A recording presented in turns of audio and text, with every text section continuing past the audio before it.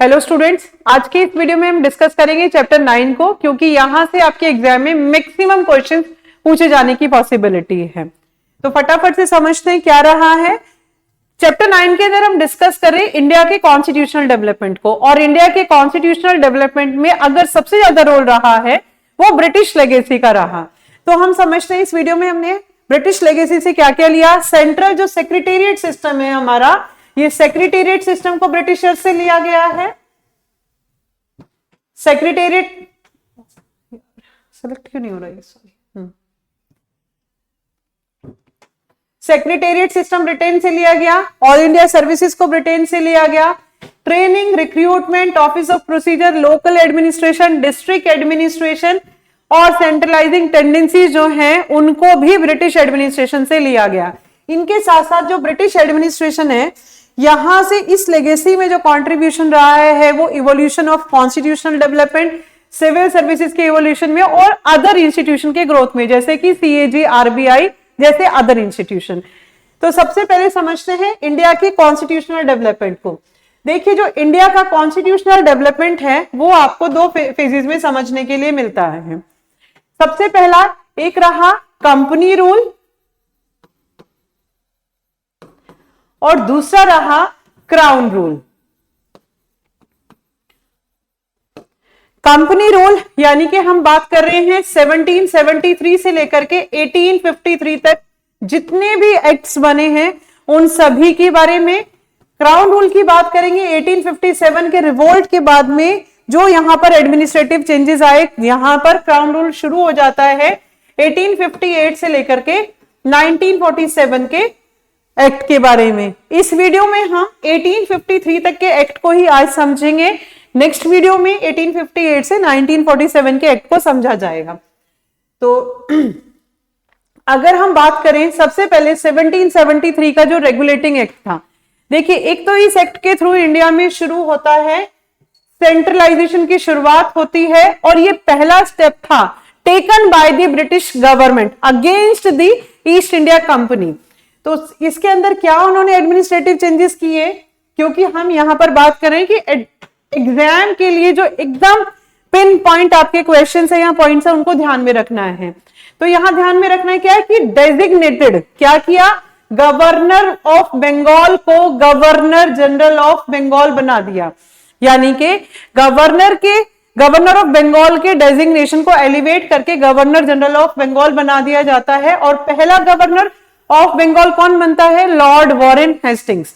Next देखते हैं कि जो बॉम्बे और मद्रास दो आपकी अलग प्रेसिडेंसी थी, वहां के जो गवर्नर्स थे उनको सबऑर्डिनेट बना दिया जाता है, गवर्नर जनरल ऑफ बंगाल के सबऑर्डिनेट बना दिया जाता है। नेक्स्ट देखेंगे इसी एक्ट के थ्रू इंडिया में सुप्रीम कोर्ट की एस्टेब्लिशमेंट होती है, कहां पर, कलकत्ता में। नेक्स्ट एक्ट आया हमारा पिट्स इंडिया एक्ट। 1784 में पिट्स इंडिया एक्ट आता है।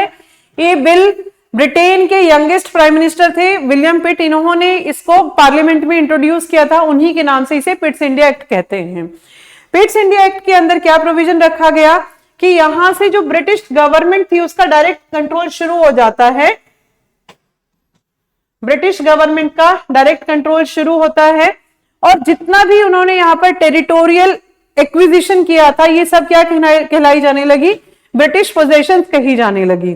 साथ ही यहां पर जो पॉलिटिकल अफेयर्स थे उनको लुक आफ्टर करने के लिए एक नई authority board of control create की जाती है। तो एक तरह से इंडिया में यहां पर ड्यूअल एडमिनिस्ट्रेशन की शुरुआत हुई। कंपनी के जो पॉलिटिकल अफेयर्स थे उनको लुक आफ्टर कौन करेगा, बोर्ड ऑफ कंट्रोल, और जो कंपनी के कमर्शियल अफेयर्स थे इनको लुक आफ्टर करने के लिए अथॉरिटी सीओडी थी।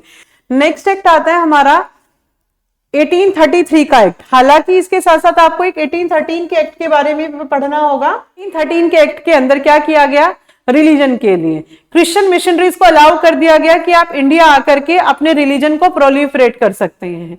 अगर हम ट्रेड के बारे में बात करें तो यहां पर ट्रेड के लिए क्या कह दिया गया, जो ईस्ट इंडिया कंपनी की मोनोपोली थी उसको एंड कर दिया जाता है, except tea and trade with China. Education के लिए कहा गया कि ब्रिटिश गवर्नमेंट इंडिया में एजुकेशन को प्रमोट करने के लिए हर साल 1 लाख रुपए इन्वेस्ट करेगी, लेकिन ये प्रोविजन बहुत लंबे समय तक भी नहीं लागू हो पाया था। नेक्स्ट बात करते हैं 1833 के एक्ट पे।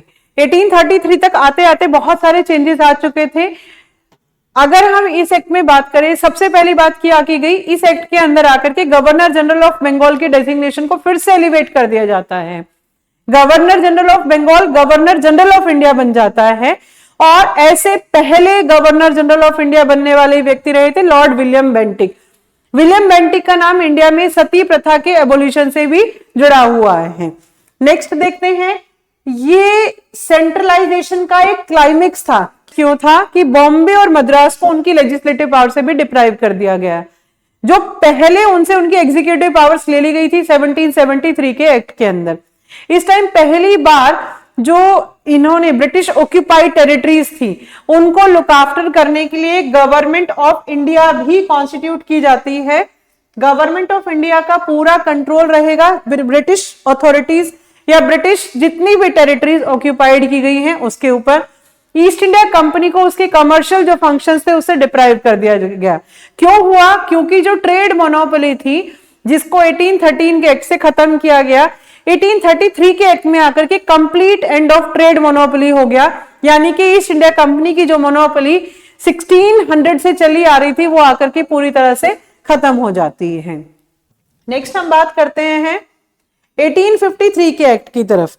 1853 में ये जो गवर्नमेंट ऑफ इंडिया या गवर्नर जनरल की जो काउंसिल थी उसके लेजिस्लेटिव और एग्जीक्यूटिव फंक्शन को सेपरेट कर दिया जाता है।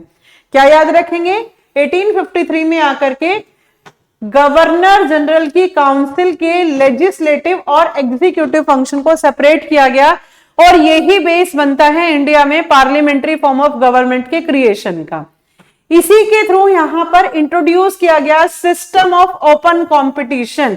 किसके लिए? जो सिविल सर्वेंट्स का रिक्रूटमेंट होगा ये ओपन बेस के आधार पे किया जाएगा। जैसा कि आज भी आप यूपीएससी सहित जितने भी कॉम्पिटिटिव एग्जाम के लिए अप्लाई करते हैं वो ओपन कंपटीशन के थ्रू है, क्योंकि जब पहले इंडिया में सिविल सर्विसेज शुरू हुई थी तो वो 2 कैटेगरी में डिवाइड की गई थी, कॉवेनेंटेड and non कॉवेनेंटेड।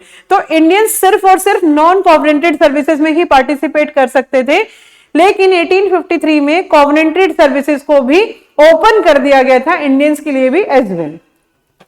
So thank you so much इस वीडियो को देखने के लिए। नेक्स्ट वीडियो में हम बात करेंगे 1858 से लेकर के 1947 में जितना भी कॉन्स्टिट्यूशनल डेवलपमेंट हुआ है। Thank you again.